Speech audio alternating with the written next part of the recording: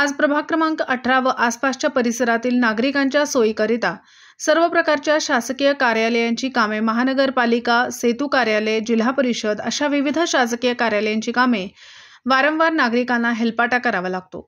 या सर्व नागरिकांच्या त्रासासाठी आज एकाच छताखाली सर्व शासकीय कार्यालयांची कामे व्हावीत व नागरिकांना विविध शासकीय योजनांचा लाभ मिळावा या उद्देशाने जनतेचे कार्यालय, दैनिक व पुस्तके दोन्ही वाचनालय कार्यालयाचे लोकार्पण सोहळा संपन्न झाला।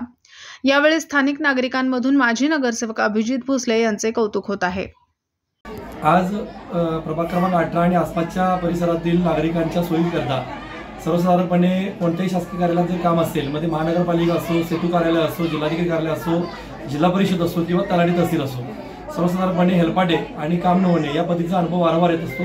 परंतु या सगळ्या गोष्टींच्या वरती उपाय म्हणून या ठिकाणी एकाच छताखाली सर्वसाधारणपणे सर्व शासकीय योजनांचा लाभ देण्याकरता हे कार्यालय सुरू करण्यात आलेलं आहे। आणि या कार्यालयासोबतच आज या ठिकाणी मुक्त वाचनालय, ज्या ठिकाणी दैनिकांसोबत पुस्तकं सुद्धा जवळपास 1.5 ते 2 लाखाची पुस्तकं या ठिकाणी उपलब्ध असणार आहेत। नागरिकांनी या ठिकाणी ती पुस्तकं उपलब्ध होणार आहेत। सोबतच येत्या महिनाभरात एक अभ्यासिका 30 विद्यार्थी त्या ठिकाणी अभ्यास करू शकतील आणि जवळपास 6 लाख रुपये किमतीची पुस्तकं, त्याच्यामध्ये 3 लाख रुपयाच्या रेग्युलर नेहमीच्या कथा कादंबऱ्या आणि सोबत 3 लाखाच्या MPSC आणि UPSC या संदर्भातल्या स्पर्धा परीक्षेला मार्गदर्शन करणारी पुस्तकं, अशा पद्धतीची मोठी लायब्ररी आणि 30 विद्यार्थी अभ्यास करू शकतील अशा अभ्यासिका लोकांच्या सेवेत असणार आहे। त्या उपक्रमाची आज सुरुवात झाली।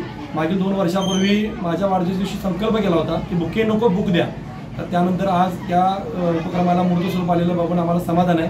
येत्या पुढच्या काळात सुद्धा शिक्षण आणि आरोग्य या गोष्टींच्या वरती सुद्धा पायाभूत सुविधांच्या बरोबर तितकाच भर देऊन आम्ही काम करू।